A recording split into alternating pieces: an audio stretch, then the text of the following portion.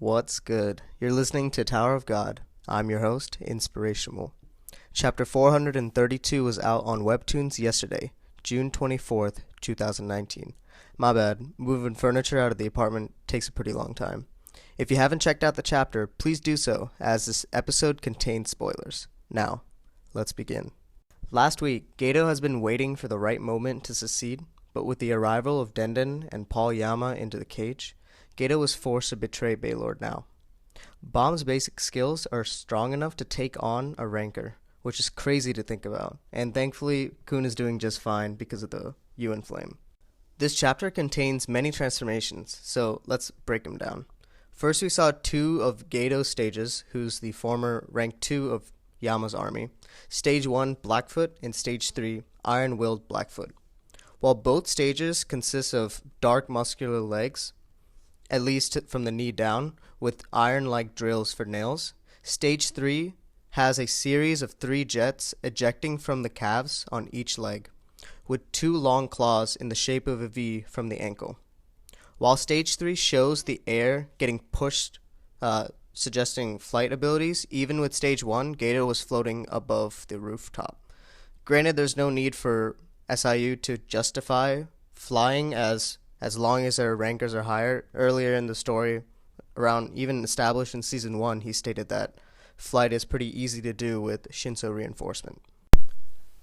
Kanzong, on the other hand, rank 3 of Yama's army, looks like he skipped Stage 1 and went straight to Stage 2, which has no name, and Stage 3, which is called Wings of the Sky-Splitting Red Fangs. The difference between Stage 2 and 3 is a full coverage of red fur towards both arms, as well as the upwards projection of the originally downwards wings. This also seems like the abdominal region is bright red, and the right hand is shaped like a lightning bolt shaped claw, while the left hand has reinforced fingers only.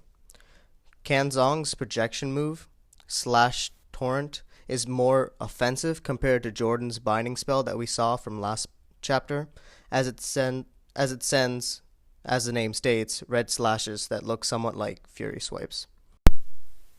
The final transformation is by Kolden, rank 6 in Yama's army, with his Stage 2, brown hands like mountains. Kolden seems to be the biggest of the Stage 2 transformations in size, as he generates 2 gigantic arms about 4 times his normal body size. We still haven't seen Paul transform, which is absolutely terrifying to think about, especially when we've seen 8+ transformations so far this season. Although these names of these translations are slightly different and weird, as they're like phrases from any other of the attacks that we've discussed in the previous season or this season, the blog post for this episode actually states that SIU derived most of these newer transformation titles using more Korean and Hanja words, so it makes slight differences when they're translated to English. Gato starts this chapter strangling his faithful servant Rip Roland, to death because she didn't even sense the enemy, Gato, nearby. This doesn't really make sense at all, as Gato has been clearly lying low for centuries, waiting for the right moment to backstab Baylord. In addition, if the rank number 3 Kanzong didn't even notice Gato, does that mean that he's also a failure as a combat dog? I don't know. Also, Gato seems to be very respected within Baylord's army, as everyone seems to count on him for protection of this area, as stated that Baylord can be a little volatile and a little moody. The real reason Gato was able to keep second in command for so long is because he had a clear goal to work towards, the dethroning of Baylord in the cage, while Kanzong stayed third and could never surpass Gato because he continued to worship Baylord his entire life. Gato's sights were set higher to achieve an even greater power, whatever that power is, by siding with the High Priest to bring in the canines that were exiled by Baylord. Although Kanzong said that this was a real fight, why not simply just start with a Stage 3 transformation, the most powerful stage that we've been exposed to this season, when a real battle would be a fight to the death using everything you have from the get-go. Clearly, Gato didn't see this fight at the same intensity as Kanzong, since 1, he left him alive, and 2, he started with the basic Stage 1 transformation. These transformation consistencies continue with the fight between Colden and Paul. Although Colden recognizes Paul's power, he goes straight to a stage 2 transformation. Jordan, during the fight against R, suggested that he could use a stage 3 transformation, so it would be logical to assume that Colden, who is 2 ranks higher, should also be able to do a stage 3 as well. I think there could be a few reasons why there are so many discrepancies with these stage transformations. Firstly, this could be a flex by SIU just to showcase different stages of the big names that have been with us since the beginning of Season 3. The Colden fight might be to emphasize the power gap between Yama's brother and someone who has borrowed Baylord's power as a rank 6 member.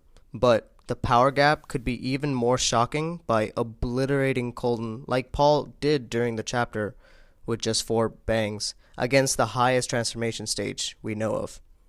Prior to Colden versus Paul, Colden was fighting against R's brother, who is now confirmed as the 6th attendant of the Elder's Envoy.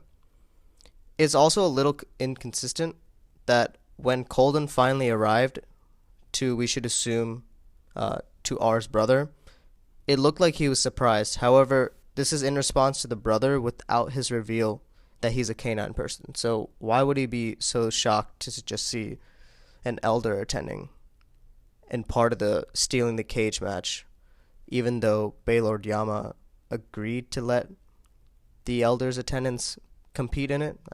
Not entirely sure.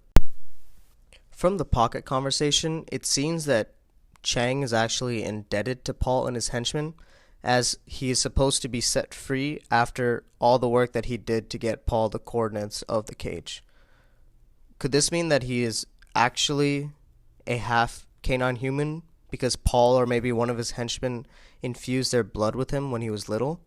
When Yuri definitely met him, she could sense that he was hiding some of his power, just like how Honky and them knew that Bomb wasn't showing his full power at the beginning of Season 3.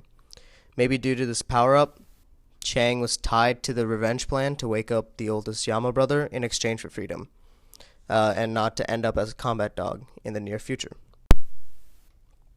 Team Isu, which consists of Isu and Hots, Team Kun, which is Kun, Rak, and Lulu, and Team Bomb, which is Bomb and Jordan, have all connected via Pocket, and everyone shares the information that 1. The oldest Yama is asleep, 2. Paul took Denden, 3. Madaroko's trap, and 4. The confirmation of the coup that is about to occur. Bomb and Jordan decide to go wake up Yama, who Gato said he was the only one capable of handling the wrath of Baylord when his beauty sleep is disturbed, but we all know that Bomb is going to be able to handle this, clearly. A warship wraps into the cage that draws everyone's attention, which has 3 masked canine people that are probably Paul's crew, who were presumably kicked out by Baylord when he took power. Although the ship is not the one that Bomb and Karaka came into the cage, it's most likely Madaroko's because it seems like he's the one pulling all the strings to get all the players needed for this coup to happen. That's all for this chapter. Shoutouts to Adios on Reddit for the translations of SIU's blog post. Make sure to heart the chapter on webtoons every time you finish reading and comment to be a part of the community. In addition, if you get a chance to subscribe on whatever podcast platform that you're listening on, such as Overcast, to get access to these reviews every week. My social media can be found by searching Inspirational on Instagram, Twitter, and Twitch. This has been Tower of God. See you all next Monday.